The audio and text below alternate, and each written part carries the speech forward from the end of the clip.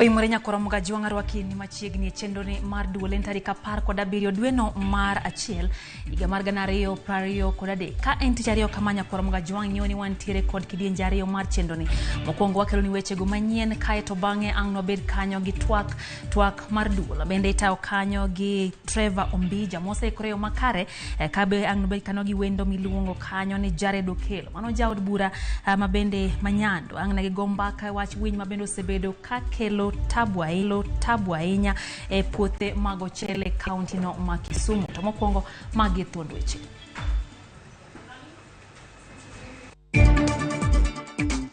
We also know that there was a direct attempt to abduct Wafula Chebukati and murder him. Jatenda piny Kenya William Ruto krofulo ne nitiere chenro moko makoch mag josiasa moko temo lal gi jakom IBC Wafula Chebukati kendo nege kinde yiero maduong' mokalo. Ka wanyuol matin to ting bedo mayot mabende onego beni wadhi dhi piny mwachop 2.3. Report yango ni kwan nyithindo manyuol e Kenya dok piny kaluwore gi chenro mag komo nyuol. Jopur ochele ma hero pod ywak bang' yangore ni winy mamonjo puothegi ok tho kata tok kanyocha kuoyo yath e puothego.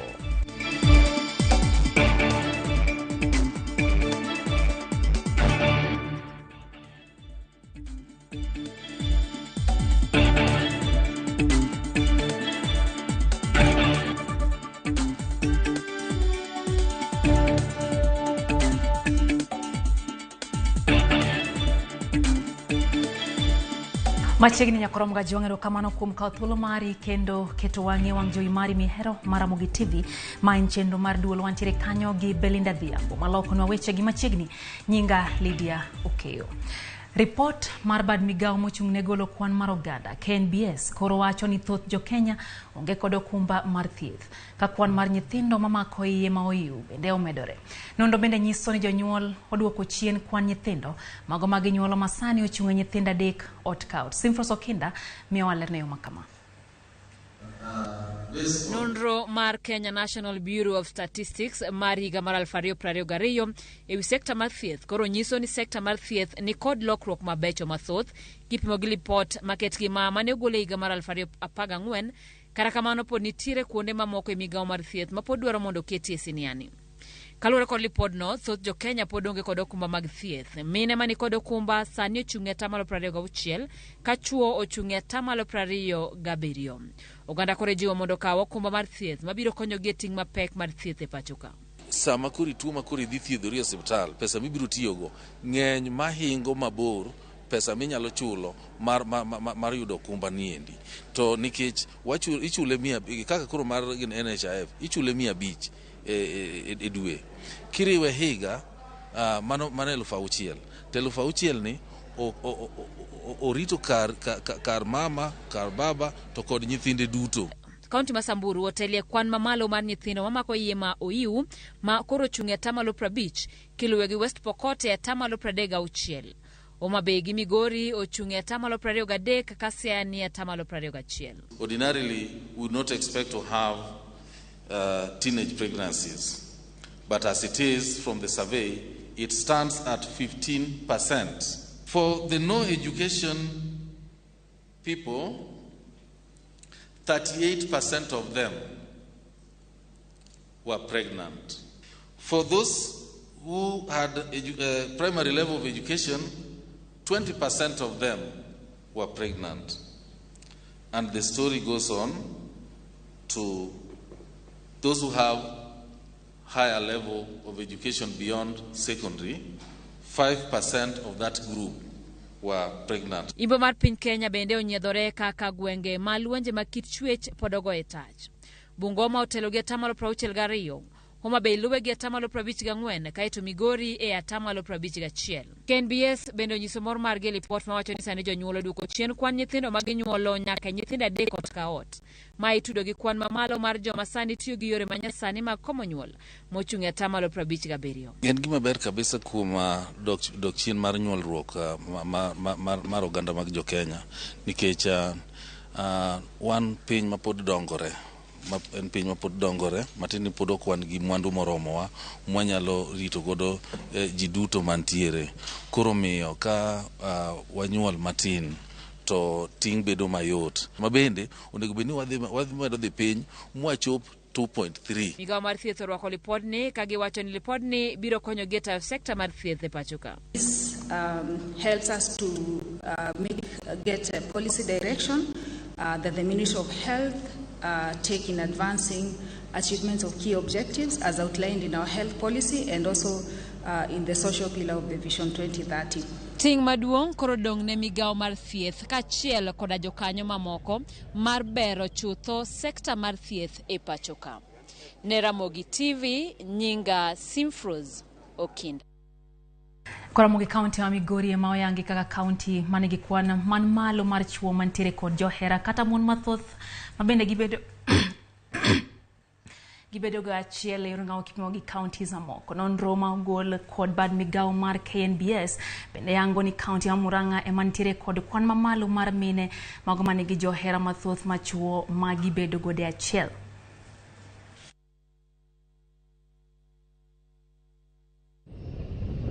Kaluwore kod lipot mar duoko mar nonro manotim kod duol ma ochung' ne kawo kwan oganda e pacho ka KNBS, nonro ma idendo ni Kenya Demographic and Health Survey manotim e kind dwe mar 2 kod dwe mar 7 higa 2022 oyangore ni nyidendi mawuok e kaunti ma Murang'a ema otelo kuom joma mine kod nyiri mani kod kwan mag johera mathoth machuo gatamalo 11 ka iluwogi gi Kericho gatamalo 6.5, ka Busia omako namba 3 gatamalo 6.2.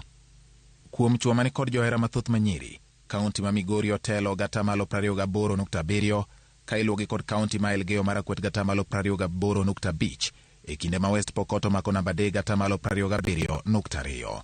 Nonro bende oyango ni atamalo 15 mar chuo ne oyie ni ne giriwore kod johera manyiri ma oloyo 2 e dweche 12 motelo ne nonrono ka opim kod mine gatamalo 4.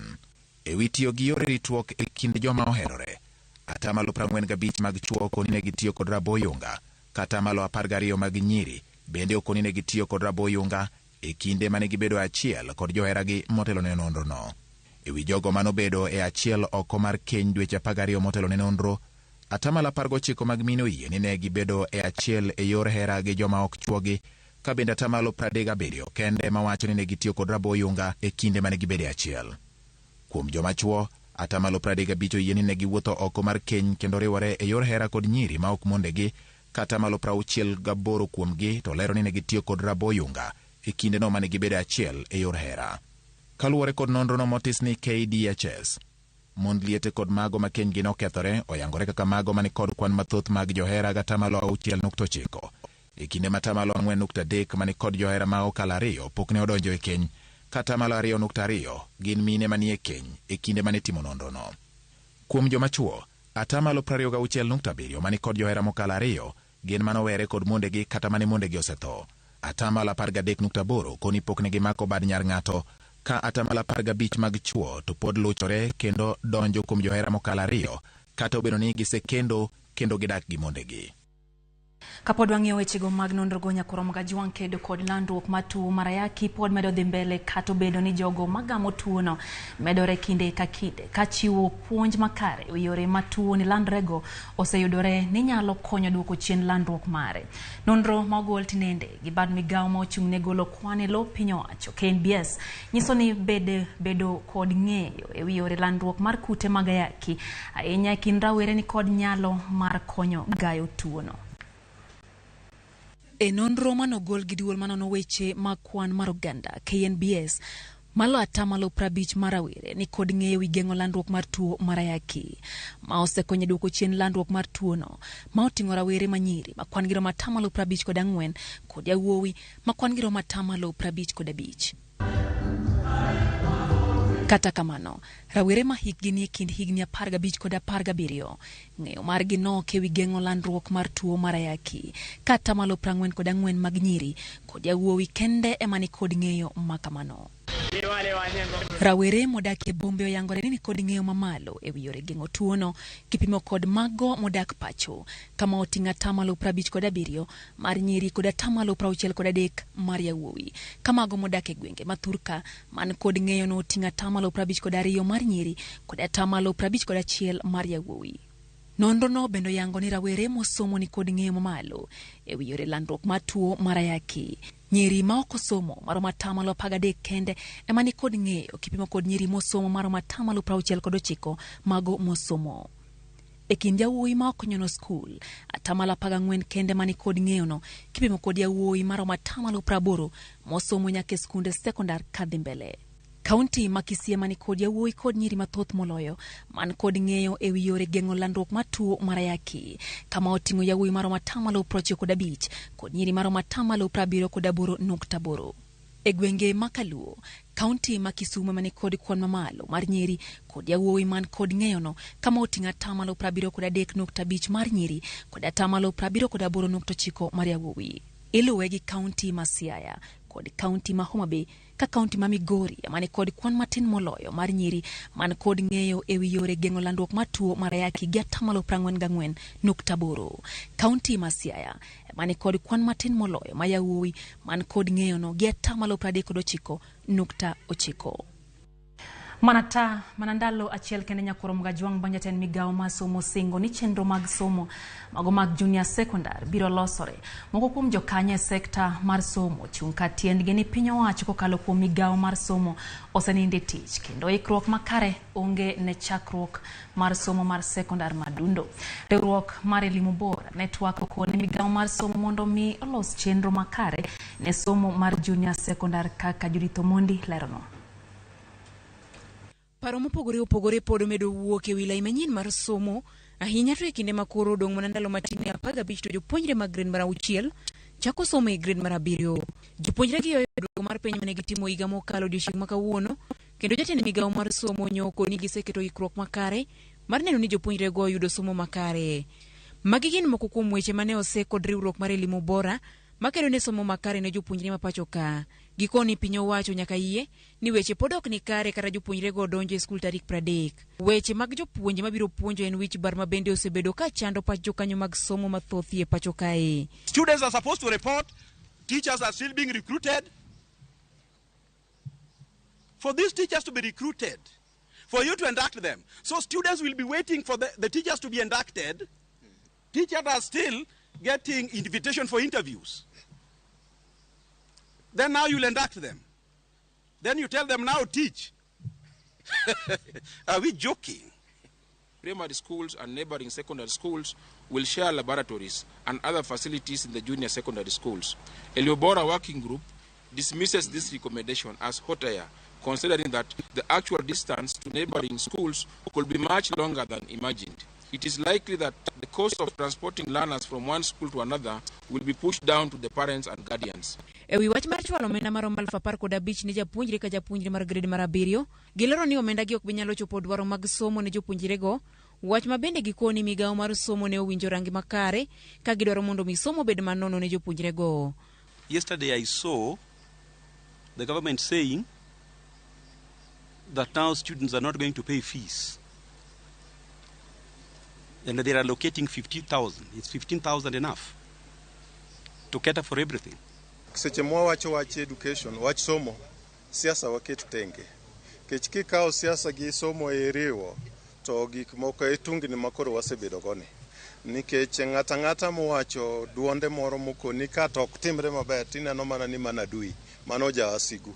Ok onego beni timore kamano. Giseyo bende migawo mar somo kuom deko loso lai mar somo mabiro konyo jopuonjre go e wang' saa. Jatend migawo mar somo nyoko ni eka put mane oyier kod jatend piny Kenya loso lai mar somo ma ibiro tigo kod jopuonje puonjo jopuonjre go. Curriculum ma jo grade 7 dhi bedo go en curriculum mineno ka chiegni ni higa ka higa ing'eyo ni koro jogi koro gidhi the next class. Ere kaka wa prepare curriculum ma gidhi donjo go kanyo. Ok en e yo maber monego bed ni curriculum iloso go. Sani koro curriculum mane gikelo no ineno koka ikelo jopuonj mondo mi odhi itimo negi gimiluongo gi dho ngere ni induction. We have curriculum specialists. We have psychologists. And what disturbs me, it is in education system that every Tom, Dick, and Harry claims to be an expert. Why do we have schools of education if you cannot consult them on the best methods of implementing or changing an education system? Jopuonjre mar grade mar 6 ne oyudo duoko mar penj mane gitimo odiochieng' ma kawuono kendo girito donjo junior secondary tarik 30 mar dwe ni. Judith Omondi, Ramogi TV. Manen jatend migao masomo ngire George Magoha koro sani oriwore kod mbalariany ma Maseno kaka japuonje bad tiegruok mar weche thieth. Apisa mochung'ne tudruok e mbalariany ma Maseno Dr. Owen Makonyango oyango ni en adier ni Magoha sani dhi bedo japuonj ma Maseno. Okoni lony mar ngire Magoha nigo biro konyo e neno ni mbalariany no omedo chwalo tiegruok makare ne jopuonjre e weche mag thieth.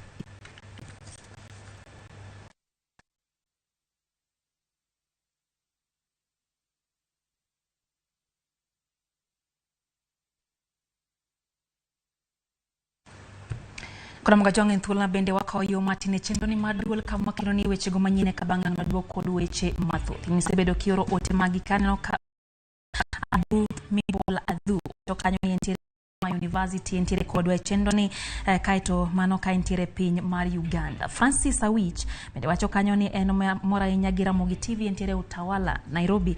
Kaito Buya Johnson Diof bende wacho kanyo ni en gidan gi Nyarodido giduto gikete mana ka Ramogi TV.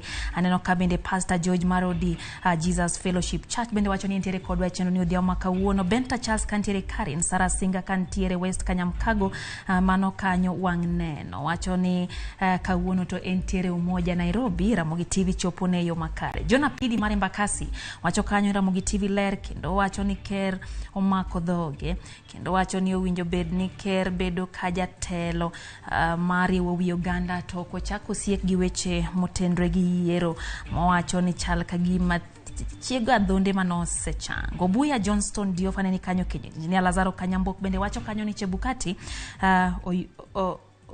diere nono kuma Chebukati oyudo e teko mar pakruok. Wacho ni mbele jo Kenya kaka notiyo maber mokalo.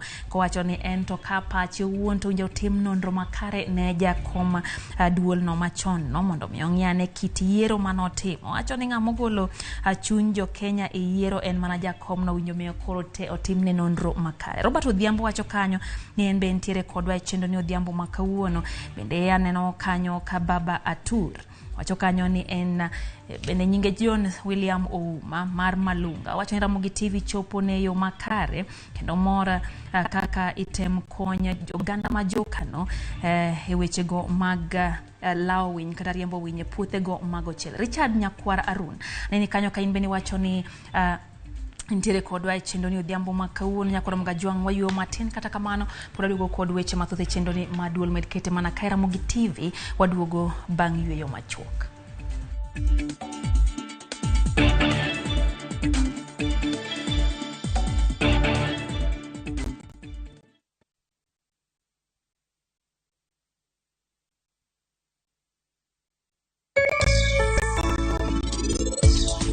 Analali lichiel ni ketiritona to kabila likelo obo bedo kamora chiel omiro wang'enge gimora mora mabiro pogo WhatsApp ki onge.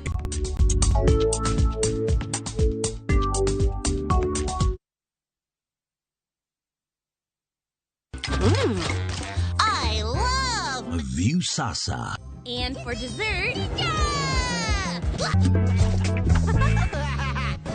Let's get juicy! Sounds like a great idea, Gummy. And the fun never stops. What is it? Kids View, best place for your kids' entertainment. That's what I need. A brilliant idea. Only on Hold on! View Sasa. Successful, popular, lovable.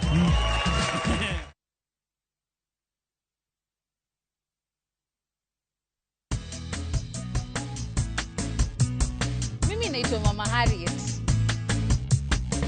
Mimi natumia Bolt. Hakuna kingine. Bolt ni chap chap. Unapuliza kidogo hivi. Mende, mbu, wote wameshakufa haraka haraka. Bolt ndio kiboko yao.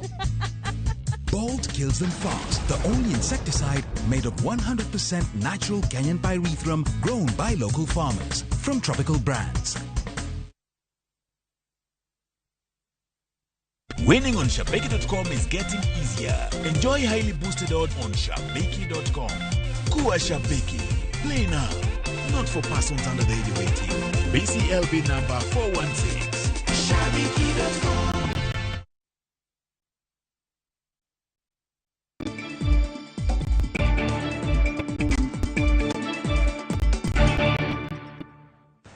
Machiegni kendo nyakoromoga juang' wadhi mbele gi weche go manyien. Ne nitiere chenro mar lal kod jakom IBC Wafula Chebukati kendo kao ngimane oko e kinde yiero ma okalo. Nyakoromoga juang' mago gin weche na mago weche mane oliek jatend piny Kenya William Ruto kao medo ni omenda modhuro.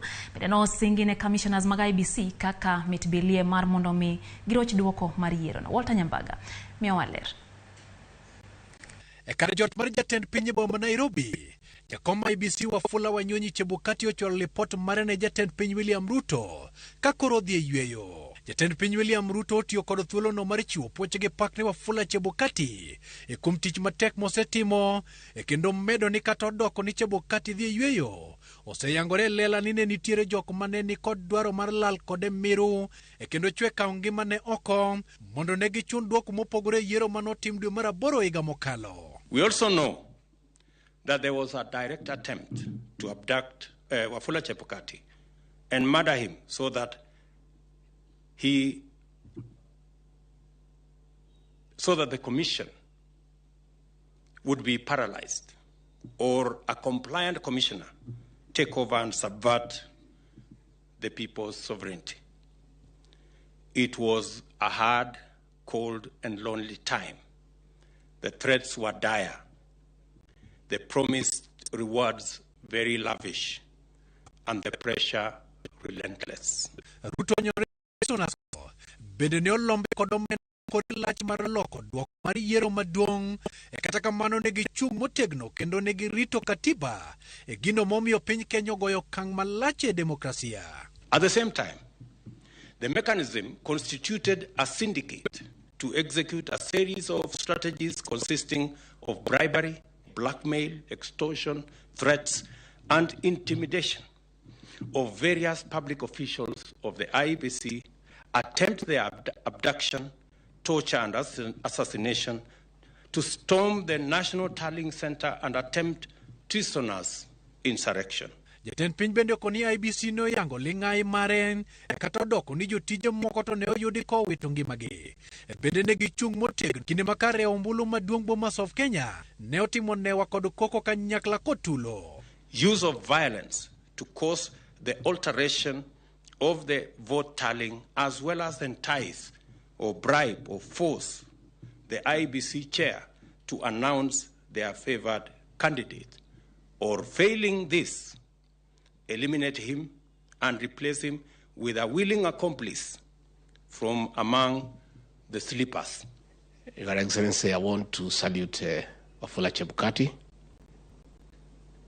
and the other two commissioners for standing up for Kenya, for doing the right thing. Jatend piny William Ruto koni kata odoko ni Abdigulie Boya Mulu kanyakla kod jakom IBC Wafula Chebukati dhi yweyo piny owacho biro miyo gi arita kwe makare. We are aware that you antagonized people and needy people. As a responsible government, we have made adequate arrangements that in your retirement you have full protection and security to enjoy your life without any fear, so that you are safe, because those are not very good people. We are living in a commission that has strong structures, a strong secretariat, and our CEO, who is the president, Mr. Marjan. And we finished the term, three of us, Professor Gulia and Molu, they are in the room. And we feel we have done our best for the country. And we believe that the incoming team should pick up from where we have left it and take us to the next level. Jatend pinye losero mane otim kod raput mar 11 mahok mag piny owacho kama bende ne ojiwo gi mondo gitim machiegni mar neno ni piny Kenya orito chike mage kendo jopiny oyudo ratiro mag-gi kaluwore kod chikego. A while back, senior politicians teamed up to manage the presidential succession that was due in 2022, with a view to guaranteeing a very specific outcome of ensuring.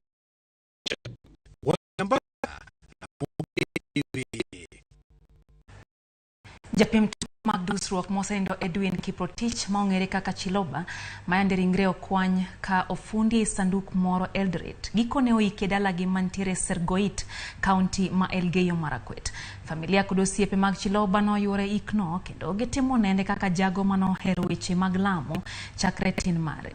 Jatim bero mar sirikal Johnson Odur nyocha oseyango ni nek mar Chiloba otime yo makoch ni mar na ofundi oksi e dhog gi ume kendo ma othung'e.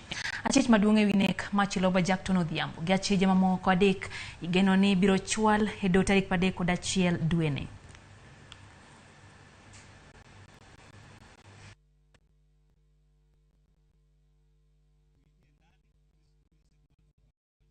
Mtoto wetu hakukuwa na chambo lolote mbaya. Alikuwa na roho safi, hakuiba kitu ya mtu vile Sengea alimesema. Alilelewa vizuri na ni uchungu sana mtu kumtolea uhai, and Kiprotich had a great future. Ukiona kazi zake, hata ukisikia vile alikuwa amejipanga for 2023, alikuwa na maono makubwa. Licha ya chochote kile ambacho kinaongelewa, chochote kile ambacho kinafanyika, Edwin Kipto ana familia. Chiloba vile wengi wanamfahamu, ana familia yake, ana dada zake na ana watu wake wa karibu ambao pengine kwa njia moja au nyingine tukiendelea kumsuta kwa mtandao na kusema maneno ya hapa na pale, familia yake pia inakuwa stigmatized in a way. We have lost somebody who is focused, a student who who was so humble, hardworking. He had a future and also for himself. So and I say, just to say, may Edwin rest in peace. Kode County Maisiolo nyakoromoga juang pinyo wacho mar County Maisiolo utingo badgi ni midhiero mar oro omuomogi kendo koro gikwa kony mapiyo mar Soganda. Elendo mogol kod governor ma county no Abdi Guyo kendo osom kod jatend weche tudruok e county no Hussein Salesa oro malio masane kwa gwengego mano higni 60 mokalo. Tend county no yangi ni maloji 1,100 kod jamni mahao 1,100 midhiero maikelo kod oro nuro kendo gikwa piny owacho mamalo kod jochiw sirwa moko mondo omi ochwalie kony mar reso ngima oganda kod jamni koting'o kony mag omenda, chiemo jamni, pi kod kony mamoko. Governor Guyo koni orono bende onyuolo gwandruok e kind jodak makona malaro kuonde kwath kod pi manok mayudre gi sani. Fellow Isiolo residents, I stand before you today to declare a state of emergency in our county of Isiolo due to the severe drought that we are currently experiencing. Isiolo County and the larger northern Kenya is experiencing its worst drought in 60 years. As you all know, the effect of drought in asal areas have been devastating and taken a massive toll on our communities. Crops have failed, water sources have dried up, and our livestock are dying in thousands. This has severely threatened a crucial source of livelihood for the majority of our people. Our cows and goats are dying as herders watch helplessly. Mothers are trekking kilometers in search of drinking water, children dropping out of school due to hunger and increase of drought. Fuel insecurity as people fight over scarce pasture and water points. The lives of more than 100,000 people, 200,000 heads of cattle, 400,000 goats, 350,000 sheep, and 40,000 camels in Isiolo County are at risk as the drought ravages on. Your support will be put to good use to address the needs of the affected communities. Together, we can make a real difference in the lives of those that are suffering due to this drought. Kwa Isiolo wadhi nyake county ya Migori nyakoromoga juang kama jopiny ma Migori oseotulo manyo muochi od bura ma county ya Migori kendo manyo rocho chenro mag od burano. Jokanyo mag bunge la wananchi e county ya Migori oseo MCAs kuom bedo gi ywaruok ma kamane kinde manyo luong romo moyiedhi mano matwak ewi paro mar thicho oko jokanyo mag board mar jotich sirikal. Jo Juma miyo walerno koya e county ma Migori. E kinde mar higni 10 mokalo, od bura ma Migori ne onenore kaka mano mane koko ne okwako ka ilaro weche mopogore opogore to ahinya wechego mag telo. Moko kuom MCAs mag od bura ma Migori mane oyier e yiero maduong' mar higa mokalo ne owacho ni wang'ni gidhi neno ni kwe koro bedo e od burani. Teko ni lwet jopiny. Ni jopiny go nyalo exercise sovereign powers go directly kata through jok moyier. Koro seyierwa, jopiny osemiyowa power. Akwayo ni ji obed kanyakla, ji owuoth kanyakla, wamakre kanyakla. When the public will see us kwamakore kanyakla, we shall restore confidence into them ni karadieri jok manyo wayierogi wang' ni ocheko kuma dhi konyo. Kata kamano, ka kinde koro pok okalo kata malach, koko ne on ma Migori odiochieng' manyoro ka otende kod wechego mag basari ka achiel kod hola mar nyiewo nyamburko.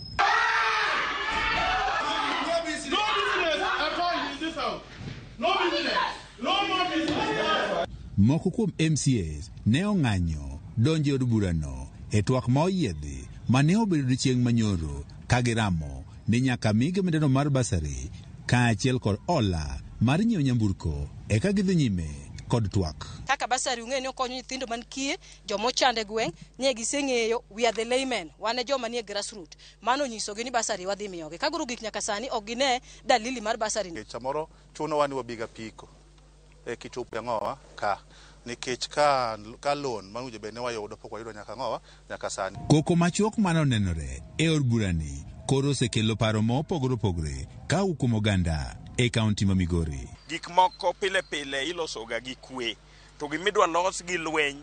Assembly ok en kar lweny, assembly en kar loso chike. Koro bedo mar lweny ok wane ka gini dhi konyowa kaka wajo Migori. Jokanyo mag bunge la wananchi e kaunti ni ma Migori wacho ni koko monenre ni e obeno ma Migori en ranyisi marach. Nokwateru kache wrestling bondo mi ogoru bondo wang'e ni ng'ama tek ni ng'ama chalo na.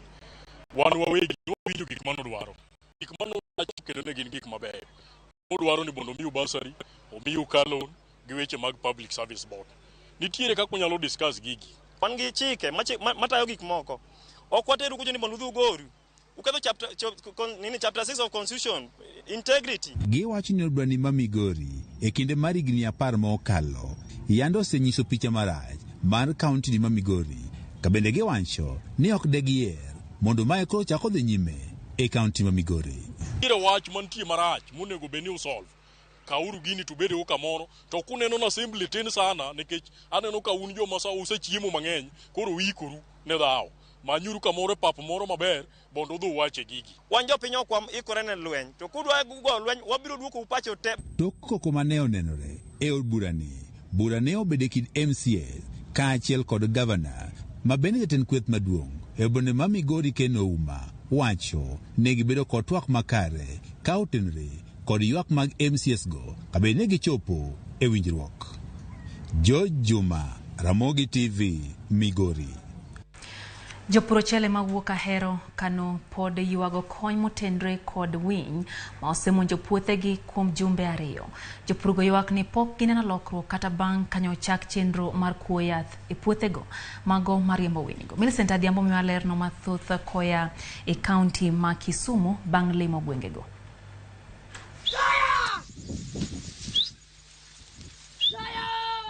En pek lal to kod lit ma jopur ochele go winjo kokalo kuom winy. Gino mane ochuno giter midhiero gino e nyim Nyasaye. Baba, tunaomba utuangalie shamba letu. Baba, ndege inatuhangaisha. Baba, ongea na watu wako wale serikali ya juu na ya chini. Baba, ndege inatumaliza. Hata kuna wale wametoa mchele yao kabla haijakuwa sawa, na hiyo haitatusaidia. Baba, tulete mabadiliko kuanzia leo. Ukifanya hivyo ni shukrani tutakupatia baba. Iga moro mokalo chiene michele oko kae nam ni endi. Michende no odong kae kini na winyo chamo mutieko te. Jopur yango ni winygo pod otimo limtidi e puothegi kata bang' goyonegi yath. Sile shida niko naye hapa, hata sauti yangu mnasikia kama hakuna kwa njia ndege. Mimi niko na watoto wanaenda kwa shule form 1. Sina hata pesa na ndo nitachukua loan hapa ya kufanya hiyo kazi. na watu kuandika watu hapa kila weka eka 2 na ulipe 10,000. Na 10,000 hiyo sioni kama nitaweza kulipa watu 4. En gima rach moloyo ka sirikal magone osuro we adhi wito over 120 pesa masetiyogo to an kod nyithindo mag school fees kata gi kie bende mapidho aja higni 75 lit na moloyo. Wabiro gokinyi wadok dala godhiambo sama iyudo mar chiemo onge gilawre gi winyo na chwendi mesa ne kaka dok adheru nikech winyo. Bende gilero ni onge pogruok mora mora ni mar chal ka gima yadhno medo mana nyayo winygo. Nidi ne bede ni winyo sadok chien di koro kiwinj sauti miwinjogo to kata mana sani winyo mana kapode na ena koko mar riembo winyo cha nekech de yedho sadok chien kata michele nende ok ogole puodho kachalo kama. Higa moro nogonwa yath gi ndege malo koro notemo nego gi kabisa motieko higni 3 ka michele nwa nyalo kayo maber kendo nyalo nwa ka jarita achiel rito kata mana puoth 3. Ang'o mono gigonwa winyo kod ndege ogo winyo mondo duok chien kaka nego chon. Sani giwuondo ji gik moko ka nigo winyo to gige mamiyo winyo ich ma winyo pon nyuola. Jopur ochelego makoro yuto gi nimo lero ni chunogi nyaka gikaw chelego kapok oromo keyo. Kata mna sama wuoyeni nitie michele mosecha kayo nikech ikaye manumu ma ok dhi golo kilo. Wasiko wapuro to wawito, to hikwa bedi. Nyiso ni kata ka Nyasaye okawo dayo machal kamae kaka an, nyithinde kata nyikwaye bende odhi we mane dier. Asara ma wan go kwagolo michele machalo kamaendi. En michele mang'eny ne odong' e puodho ka moko pok ochiek kendo timo mifudhwe. Michele ina ni en kitede kata masin jwala ok kawe nekech kirege ong'adore. Thoth ne dhi e rice jam. Koro wuok michele mathin mnon ka kiting'o kata michele gunia achiel kidhi rego. Owuok gorogoro kata par kende. Kwayo gi mar yudo kony mochwere kowuok kuom piny owacho chalo kamae. Koro wakwa sirikal mondo okonywa ging'enwa yo ma winy nyalo dok godo chien mondo mi wayud keyo maber kaka idware. Nikech wan thurwa ka michele ni emwa puonjogo nyithindo, michele ni emwa gedogo, michele chiemo mwachamo. Sirikal te kata obed national kata obed county oyie mondo uretnwa gi yath mana migo gi ndege huyo malo gotieno saa 2 to nego winyo mondo nyithindwa obi ochiem. Sirikal ma piny tijno osetamo dhi President Ruto konywa. Magi biro e seche ma piny owacho kokalo kuom migawo mar pur temo keto okenge mar jiwo sekta mar pur chenro no mane gichako kod pogo mbolea ma onge chudo ne jopur mondo kony jopur e bero weche pur mag kothe mopogore opogore pacho ka. Winy koro miyo kata wadwa kawo ma michele menumu makata idhiregi masin to maber. Millicent Adhiambo, Ramogi TV, West Kano, Nyando, Kisumu County.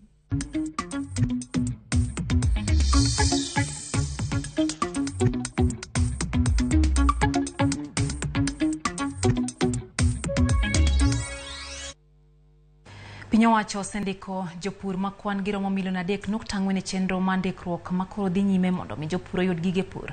Jatend migawo mar pur Mithika Linturi moloso gi Citizen TV kawuono okoni chenro no konyo e thicho oko jo black moko ma osebedo ka thiro dongruok mar jopur. Chenro no ma osebedo ka dhi nyime kuom jumbe 2 no chaki kaluwore gi chik ma jatend piny Kenya William Ruto geto neno ni jopur mako yor nyasani e tawo chenro magi mag pur.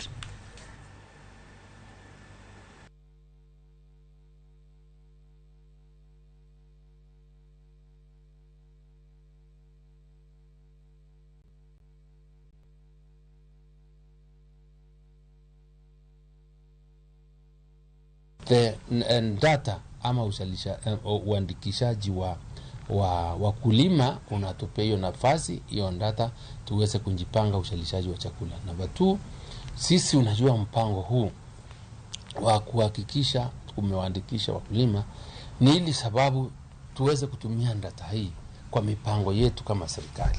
Mipango umesikia tunataka kuleta the cost of living down na tunataka kuleta the cost of production iende chini.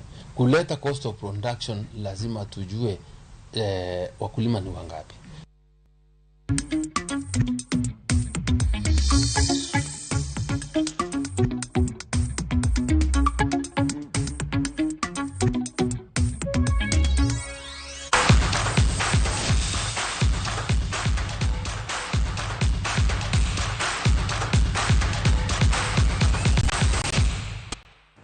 Kodhi mago mag tuke ni tuke mokelo kanyakla counties prangwen kod abiriyo mathurka. Mideno ni Kikoska nodonje odiochienge mar ariyo boma ma Kisumu kawuono. Odiochieng ma kawuono nogo tuke kaka basketball, netball, adhula e kind mamoko. Piem machielo mano okelo mor ne en mano mar yo tol mar mine kod machielo mar jok machuo. Tuke go igeno ni kiny no dhi nyime kae tugo gi e pewe mopogore opogore county ma Kisumu.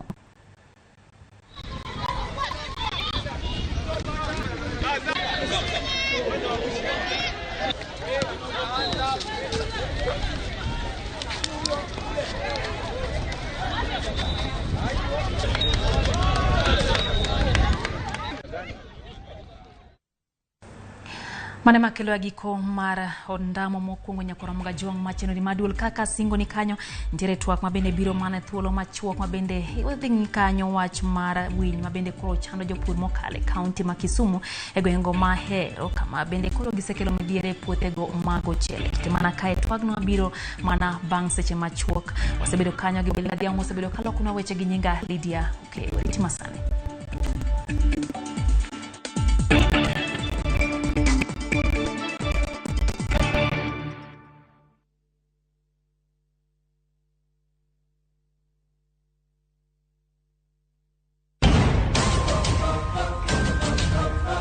Gima iye okikore, samoro rieny, erokamano, kawuono biro wacho mana weche mamoro, ka samoro to iye tek tweta. Ana yie mondo atho, yo ka yie mondo itim gik midwaro go. Seche moko jadwar lokore le ma ipedho, Shrata! jogo mane hiero lokore jasiki maduong'. Nikech timbe ne njore, to kendo jawuoro mapok anenoga. Indiwe mondo thoda kwaywak. Ng'wech en mar manyo hera mar adieri. Hera ok chiwre nono, nyaka ichiw hera eka iyud hera. Dago ngima kendo yudo hera. Ji te mantiere odni oheri ahinya. Thapki, wuok tich nyaka ngeso, saa 2:15 otieno, mane Ramogi TV.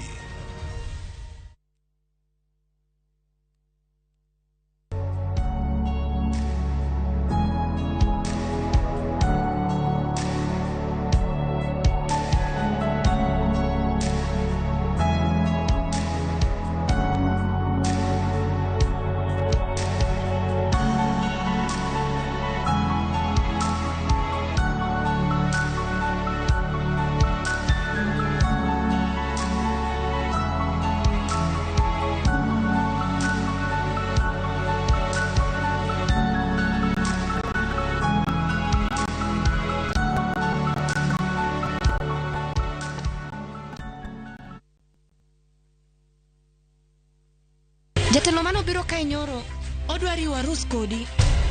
Hera motwere kidi Lwanda, omuoche kindo osiepe ariyo. Jiteng'i. Neno no kende ok nyal romo, wange gi nyaka. Miriambo thinyore lela, kendo kelo mirima kod lit. Anang'ini do ng'at maber kaka. Bende anyuola kod osiepe nyalo donjo e kindo osiepe ariyogi. Bedi. Ok ohera kata matin.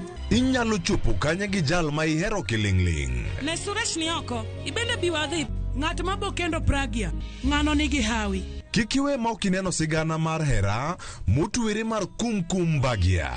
Ok anyal yudo yo manyalo wacho nigo ni aheri. Yud chenro mar kumkum Bagya gi dholuo sani koro e View sasa.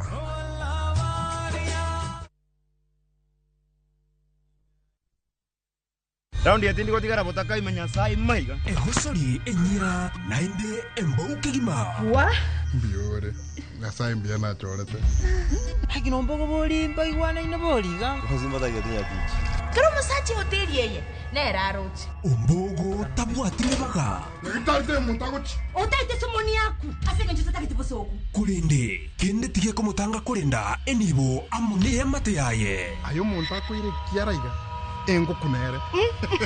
Tengera ege ticha. Ego soli enyeke gima. Yarule liko ase View sasa bono. Shabake's Premier League's jackpot. 6 Premier League's games. Cheza na 8 ball. Shinda 100k daily. Tuma neno PJP kwa 29063. Not for persons under the age of 18. BCLB license 416.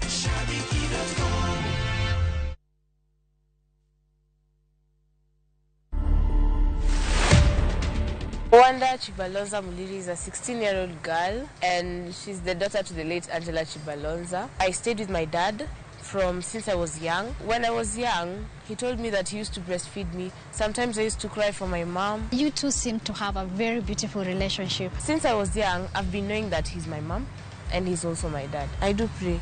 And one thing I came to learn, life must move on. Ninataka Ebeneza ijengwe juu yako. To watch this story and more, download the Citizen Digital app.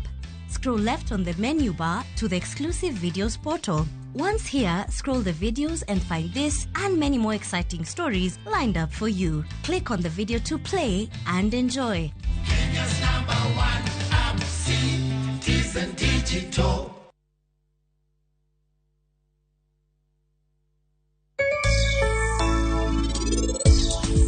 Mae picha mar nyakono. Adwano rank picha ni maber. Kasto gole kai githuon. E nyasi ma kawuono ni abiro ngiso wadier ni an thapki. An nalali dichiel nikech richona. To sani ok abilali kendo. Obo bedo kamoro achiel. Omiyo koro wang'ni onge gimoro amora mabiro pogo wa thapki. Onge. Adwani singrina okibiwa ya kenda. Thapki singrina.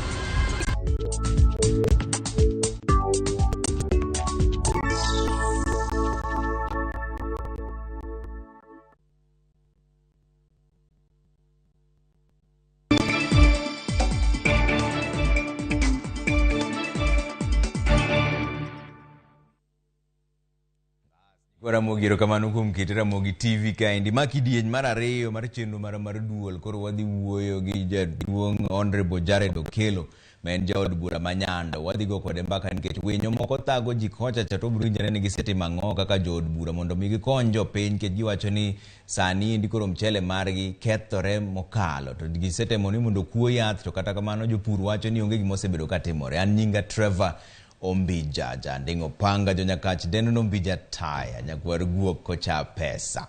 Wachaka ne mbaka ni sani gi Honorable Jared Okelo, ma en jaod bura manyando, en Kisumu. Honorable erokamano ahinya kuom miyowa sechegi. To jopur wacho ni usetemo ka gimukuo yath to onge lokruok ma giseneno. Winyo pod obaro gi ndasi.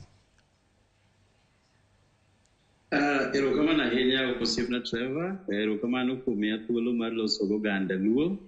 To molo ne jonyando constituency to gi bathe konchiel Mugoroni kod Nyakach, nikech tabu mar winyo monjo waduto. Mor kuom miya thuolo bende mondo mos nyikwa Ramogi duto noimore uru. Lain mari ok ler ahinya, lakini para ni nyaka bed ni penja ni kuom weche mag winyo gi kamanade. Ka en kamano tiyena dhi nyime unless ni penjo no opogore gi weche Adhi nyime mane penjo. Ahinya. Winyo en gima biro gato lal. Kuom higni anyalo wacho ni 10 mosekalo, chutho kwasebedo kwaneno winy kabiro mondo mi othagwa.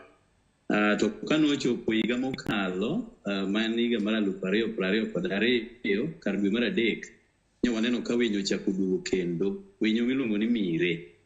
Koro mire ni en chiembe maduong' ahinya, en bel to kod michele. To dwahero michele ahinya malo ber.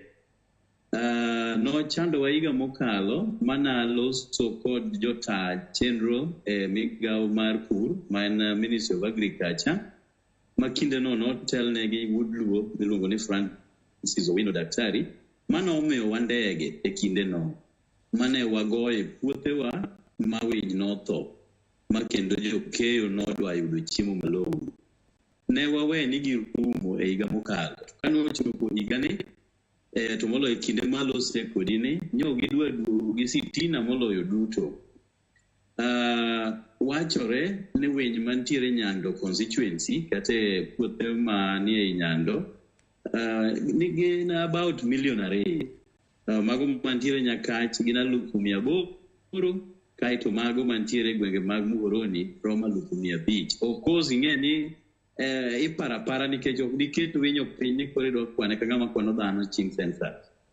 To ma en namba maduong' ahinya mosewito nwa yuto manonego wabed godo e yore mag michele. To nikech jononro wacho ni winyo achiel nyalo chamo gram 10 pile ka pile gram 10.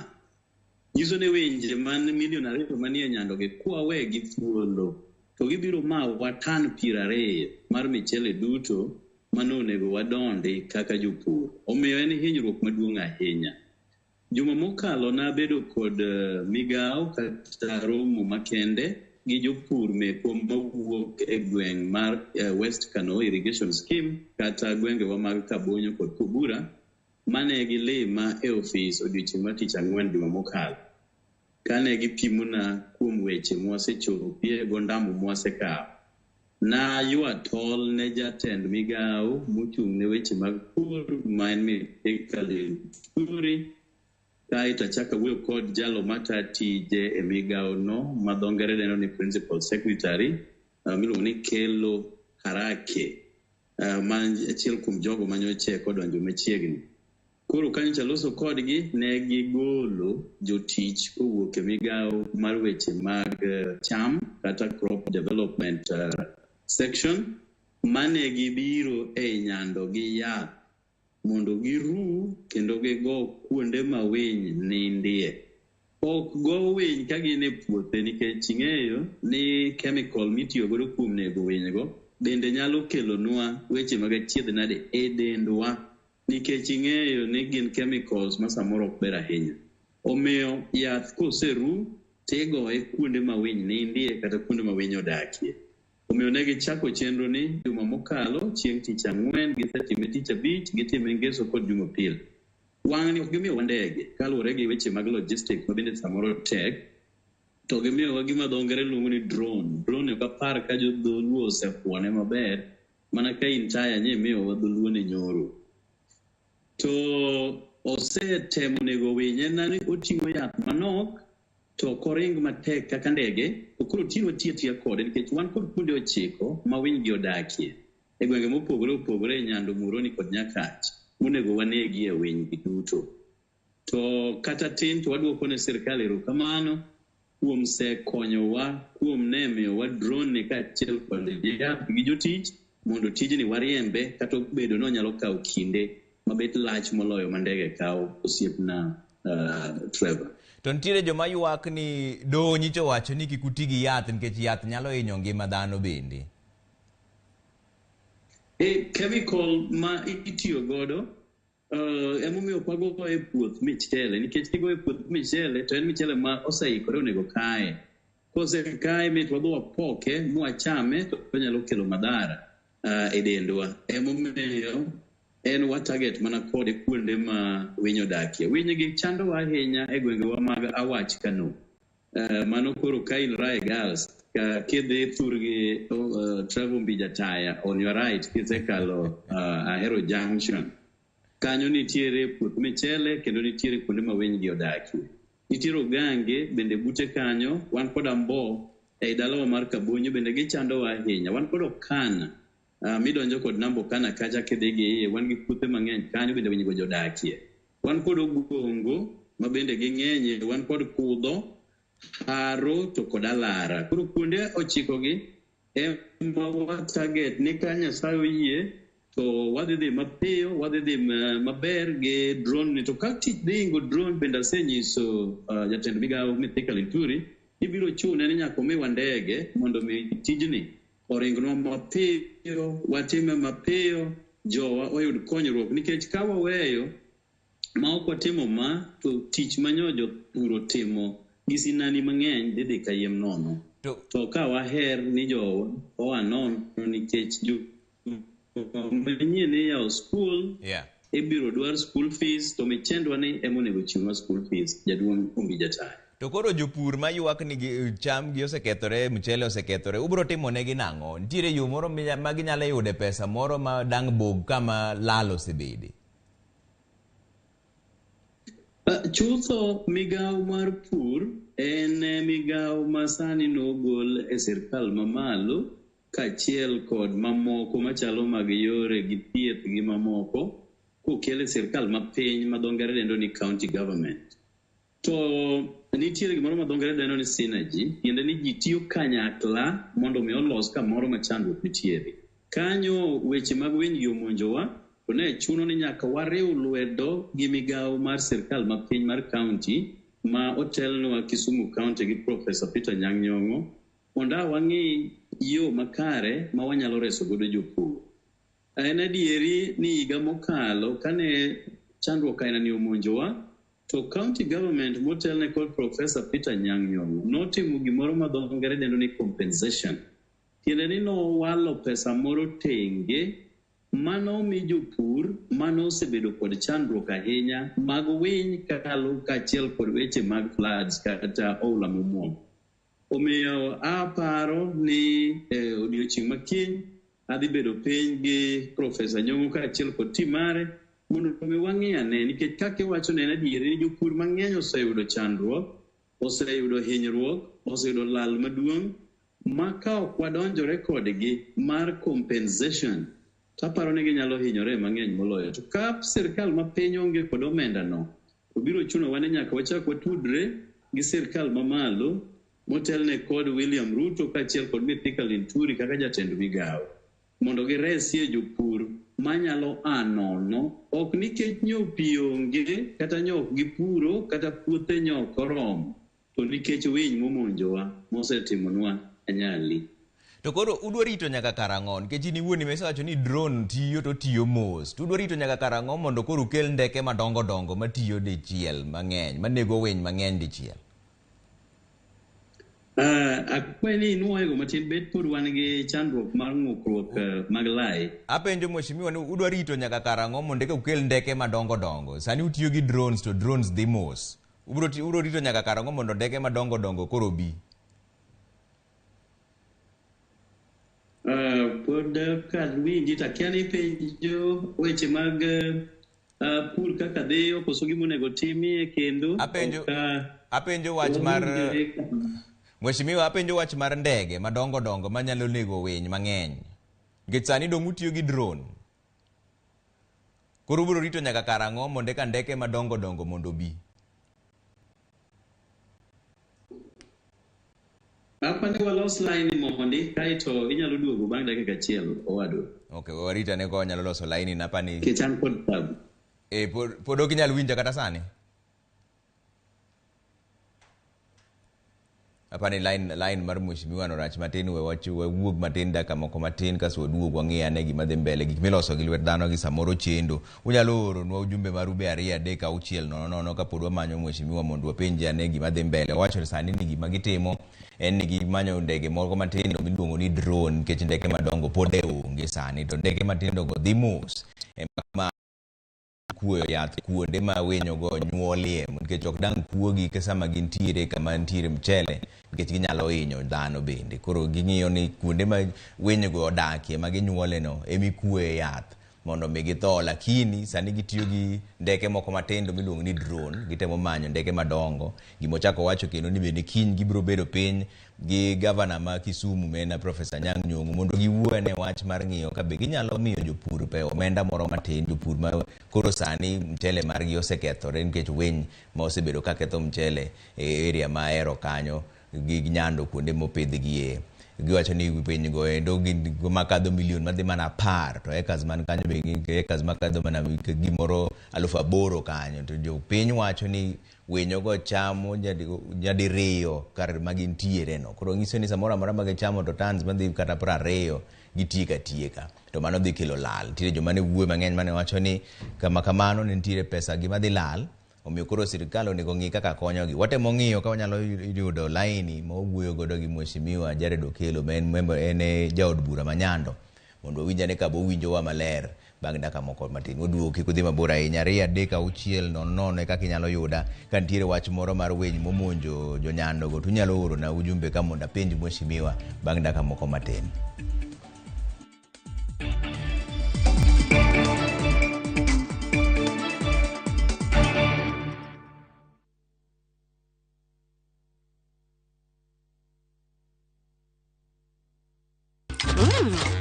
I love View Sasa. And for dessert, yeah! Let's get juicy! Sounds like a great idea, Gummy. And the fun never stops. What is it? KidsView, best place for your kids' entertainment. That's what I need. A brilliant idea. Only on Hold on. View Sasa. Successful, popular, lovable.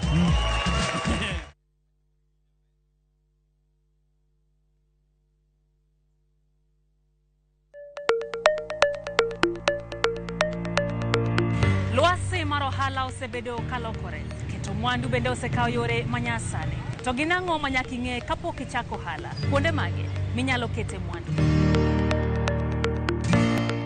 Ramogi TV biro yango ni kit ohala, kaka itimogi, kachiel kod yore mag keto mwandu.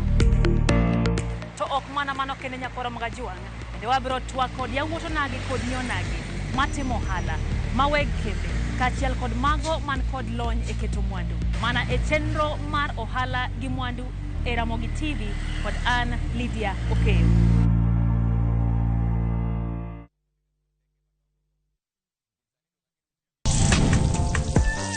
Chiemo kelo wa kanyakla, ibedo kod paro mabeyo mag chiemo motedni. Karibuni. To will kod kaka itedo kit chiemo no manigi suya kod ndhadhu mamit. E chenro mar tedo gi chiemo, wapuonjore tedo kit chiemb luo kod chiemo manyasani. Koro kigolo ring'o ting'ade kama. Tich adek ka tich adek, saa 2 okinyi, mane Ramogi TV.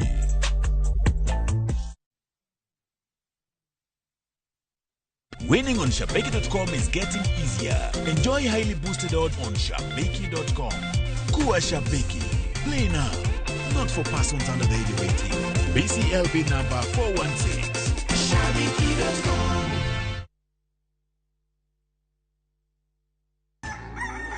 Kapok piny oru, kapok oyaw chiro, jopur ochako odiochieng'gi.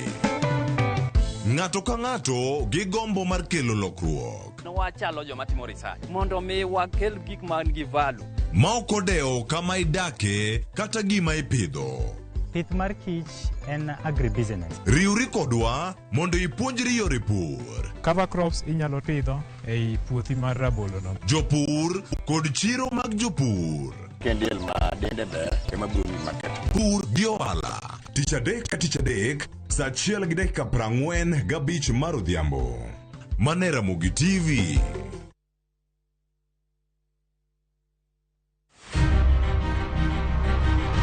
Onyalo bedo nyaminu, osiepi, jaodi, mamani. Agamo nyathina chata tu e bundia. Duto te en miyo. Yo manyalo en miyo mawuok oko gokinyi. En okumba mar dongruok e piny mangima. Kokedo kod gigo mathoth mondo tache orieny maler. Akonyro were. Aero empowerment. Wating'e malo. Molino kikiket mbele. Wajiwe. Ang'ol gi tienda koni.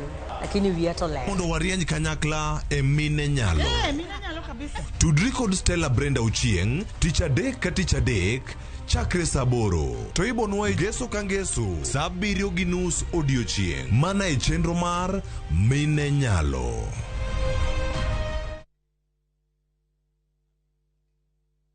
Oganda duto nigi pok mopogore opogore. Kata kamano, ang'o maketo pok mari mondo bed mopogore gi jowetegi? To ka gibiro at the ground, gi appreciate ka gineno kaka watimo gigi gi lwetwa. Dibed ni pok mari kelo ni yuto kata loko ngima mag jogo mantiere alwora mari. Ken gi passion to obro bedo profitable with time. Chenro mar pok opogore rango jogo mantiere gi lony gi talanta mopogore opogore. Kik idek ne chenro makama, chieng' tich ang'wen juma ka juma kod Sharon Ong'ao. Mana Ramogi TV.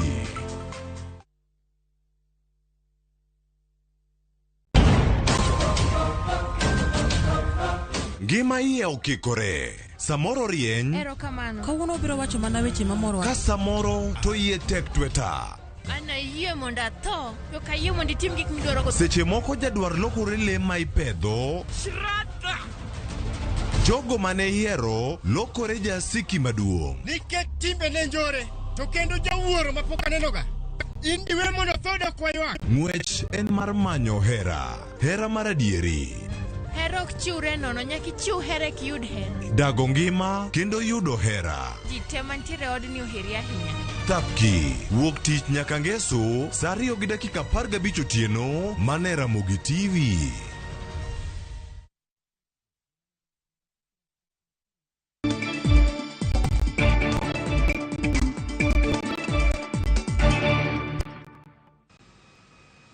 County.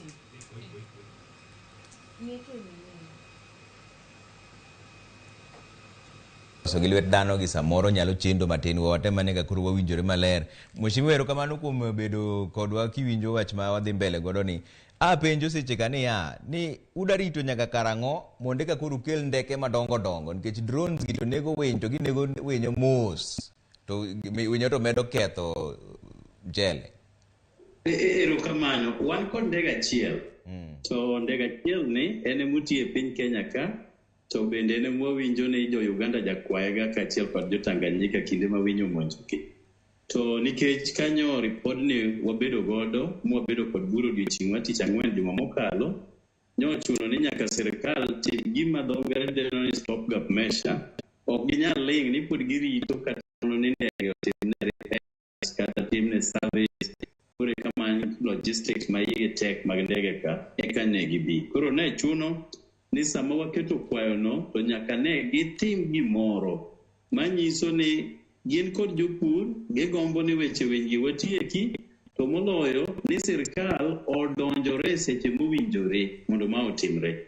To wan kod geno nikech mana kaka iseluwo drone ni ketho saa nikech iyudo ka kamoro ma eka achiel kata eka adek onyalo kawo godo seche 2-3 e kutieki. Ting'e ni winy gi bende thothgi wado ni wane wi gotieno ka gisedok e mier gi nindo.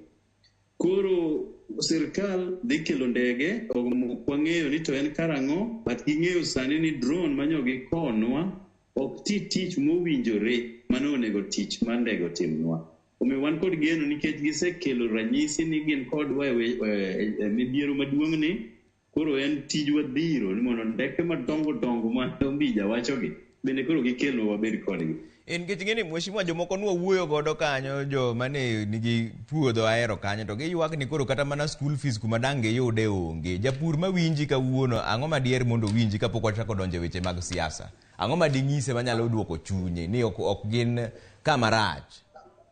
Erokamano ahinya mondo mi ne sirikal mar mamalo ma bunge margi odonjore na iluongo ni national government kaachiel kod ofis Profesa Peter Nyang'nyong'o bende ne warwakie wachni, nyiso ni en wach ma wakawo kod ondamo mamalo ahinya, kendo wadwa nyiso jopur ni ok wanajwang' gi nyaka wane ni wagore gi winygi mondo mi wachiel gigo mwaseyudo e puothe mag michele mondo kik jopur dhi kasara. Wang'eyo ni skule yaw kendo juma manyien onego bed ni nyithindo duto te osedonjo e skul kendo school fees biro dwarore.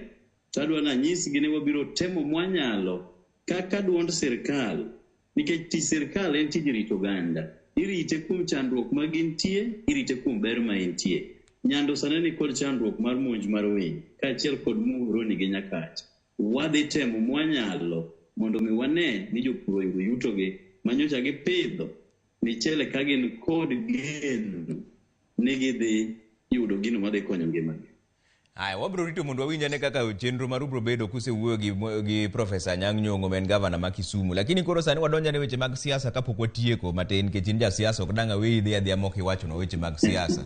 Koro ker ma en jatend piny Kenya William Ruto ne ni yo Homa Bay kendo ne ni Siaya bende. Ang'o malich ma wacho manyalo konyo jopiny ma jopiny onego winji kawuono? Mokwongo wang'eyo ni ker ne ni Homa Bay e dwe mar 11 higa mokalo. Macha ni waneno komonda ahinya, neno hiu ahinya nikech yudo kosetieko gimoro juma achiel jumbe 2 bang' kosechamo muma. Ne pod wan gi chuny lit kaluwore gombulu mane Chebukati osieko godo molando gige mane mong'eyo wuon gin gi Boya Molu gi Marjan. Omiyo ne okwaikore mar dhi gi William Ruto kaachiel kod Lange ei sirikal mareno. Koro kanyo wachako wawinjo ni oduogo kendo e weche mag maendeleo. Nyo waparo gima President Obama nowacho ni ka ng'ato owe ng'ino ngumo yaw ni lwete mundi mosi, dwa ni mose. To kapod ong'ino ngumeno, obed ga beda kuro gimimoso ng'ama ong'ino ngumo onge. Koro nyo wadhi mondo mi warom ne wendo, kaka an awuon nyachako kode Homa Bay, wabedo kod bura mar jo Kisumu ka obiro State Lodge Kisumu kaachiel kod Siaya bendo dhi kiny ne mane en chieng' Ngeso. gweng' ka gweng' kata kaunti ka kaunti ne wacho weche manosechakore sirkal mar Uhuru Kenyatta to ne gin gigo mane ok orumo. Kabiro ni e Kisumu County nikech ka ema wuokie, nyocha ne wakwayo yo mowuok Katito kadhi Awasi nikech en yo achiel mowuok Homa Bay odonjo Kindu Bay obiro Katito to odhi adhiya tir nyaka Nandi kokalo i Awasi. Ne wakone ni yorno e sirkal mar Uhuru Kenyatta nosewuok e lwet jokera koro donjo e lwet jokenha maloso yore mag lam manyasani kendo makawo ndalo mang'eny. Omiyo noyie ni yorno koro odhi fast track nikech en gima Uhuru gi Raila ema nochako oyie ni odhi luwo wachni. Kato wabiro kode Ahero interchange kama ne Uhuru ochako ma weche gwenyore mang'eny manyasani ma moko ringo malo moko ringo piny moko ringo buoye. Ne en tich manosedhi atamalo 95 to pok orumo. Nyocha yienwa ni oduogo contractor mane ja China no mondo mi otiek tijno mondo jopiny oti kod Ahero interchange. Wachako koyo mowuok Kisumu Boys dhi Mamboleo. Inyalo neno ka bende en kod bypass overpass moro kanyo mapok orumo nyaka sani. Hawi maber ni wawuoyo kode tich abich to chieng' Jumapil jo China ma wengegi tindo ka osedonjo kanyo kendo tich dhi nyime kata sama wuoyo kodi ni. Nitiere wach mar port ma bende ne nie chuny Israel Uhuru Kenyatta. Nyocha onyiso wach moro maber ni mondo portno odhi nengo nikech gin mwandu mawuok e pinje mag Uganda kaachiel kod Tanzania to biro Kisumu to onego giluw yo madhi nyaka Mombasa. Nyocha wacho ni gino ok nyal timore maber ka SGR ogik mana Naivasha kende. Omiyo nyoko ni nitiere bilion 4 moro momanyo kendo dhi yude mondo mi SGR manyocha okwamonwa Naivasha cha obi achiel kachiel nyaka Kisumu mondo koro mwandu manowuok Mombasa manonego dhi e gwengewa mag Uganda kata Tanganyika nikech Uganda ing'eyo ni en landlocked kendo ni onge nam ma gimoro nyalo dhi direct kowuok e pinje maoko. En koro nitiyo kod gir miluongo ni SGR. Omiyo nyo miyowa singo mare ni mano dhi timore e yo makare. Kaachiel kod ndeche mowuok kuondewa mopogore opogore nyo wakwaye wach mar niang'. Nikech ing'eyo ni niang' okethore kabisa kendo factory wa ok ni kare. Nyo nyisowa ni oseyudo jogo man kod omenda magogi lach moyie kawo factory mar Miwani, Muhoroni kod Chemelil mondo mi factory chegi koro yud masinde manyasani marego niang' ma niang' ok lal. To jogo biro konwa jopur man kod deni kata man kod gowi mapok ochul gi nyaka sani kaachiel kod jotich ma bende osesembo tich kata migawo mag tije mopogore opogore kuom kinde mathoth to pok oneno pesa nyaka sani. Omiyo kanyo nyo wawinjo ka wan kod mor kanyo ochikowa ni jogo madhi kelo omenda gi gin jogo moseyudo already kendo en kodgi.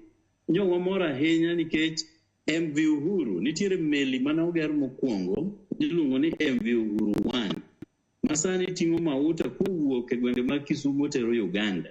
Koro duoko loche maketho mandara ka piny. Nyo osekelo pesa moromo mar gero MV Uhuru 2 ma jolweny ma Kenya ema gero.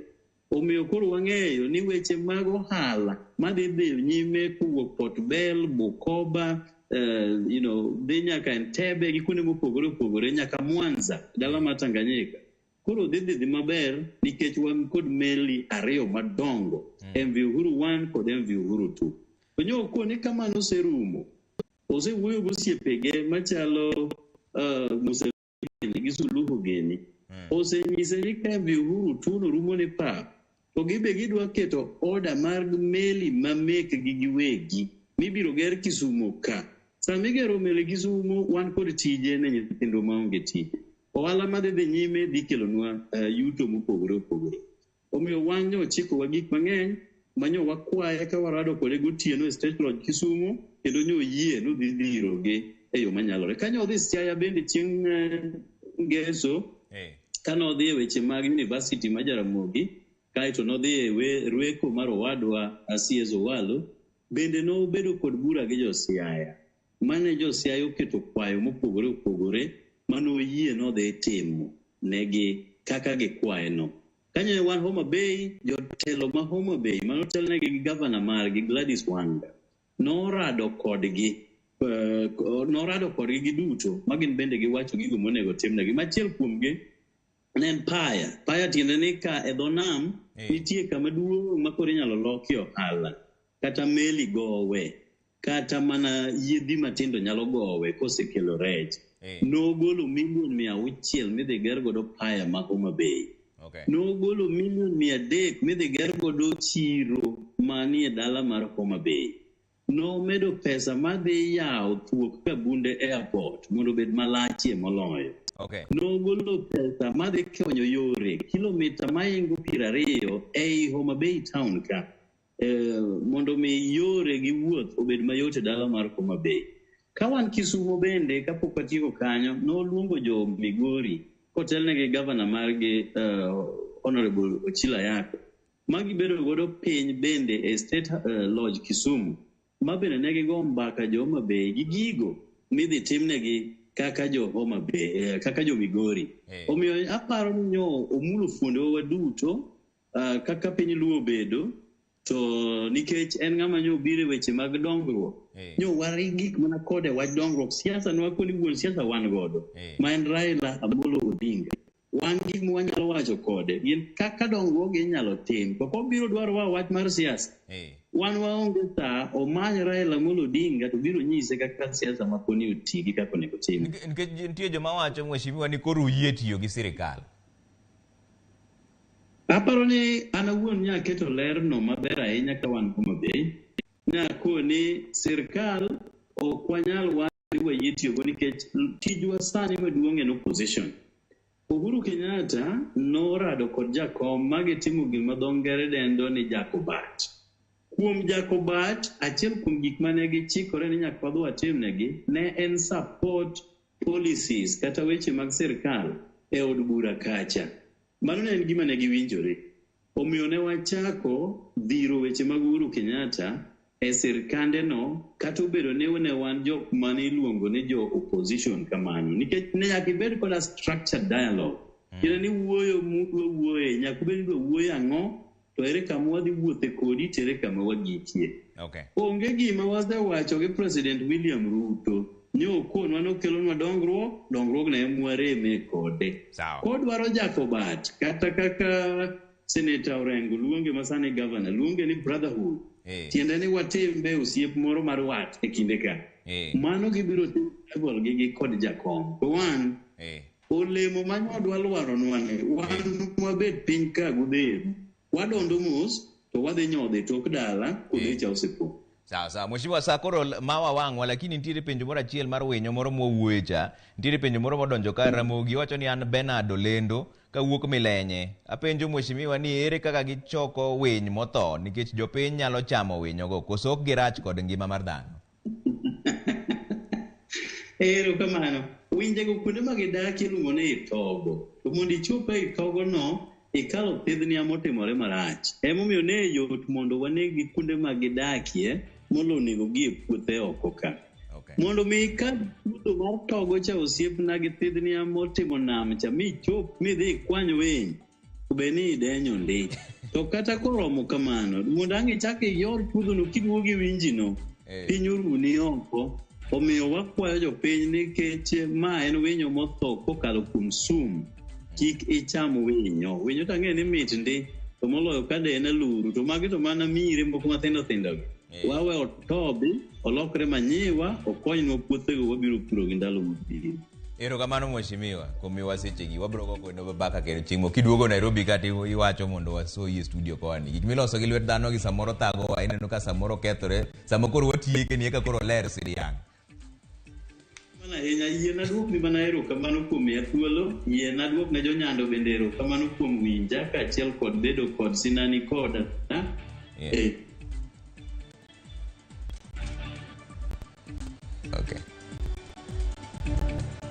Haya.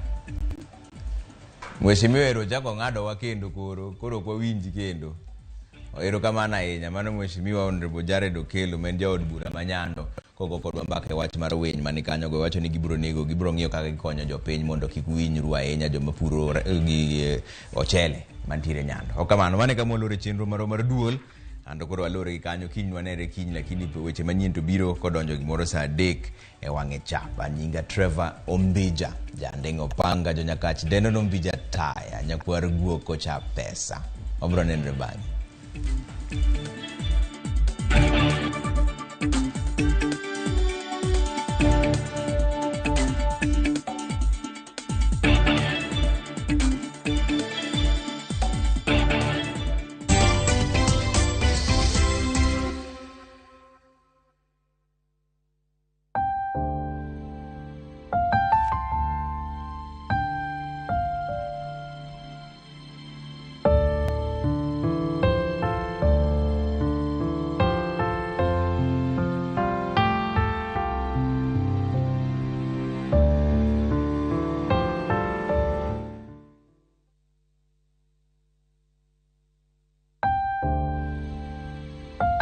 Jaduong' Ezekiel Asadhi lando tho mar jaode Ruth Achieng' manotimore Avenue Hostel Kisumu tarik 8 dwe mar achiel higani. En nyar mosenindo Evangelist Lawi Obonyo kod mama Nora gi Monica Maguyo Manaya. Nyieke ne gin mosenindo Karen, Rose kod mosenindo Deborah. Oweyo nyithindo 4 magin Hesbon, Karen, Ashley kod Davis.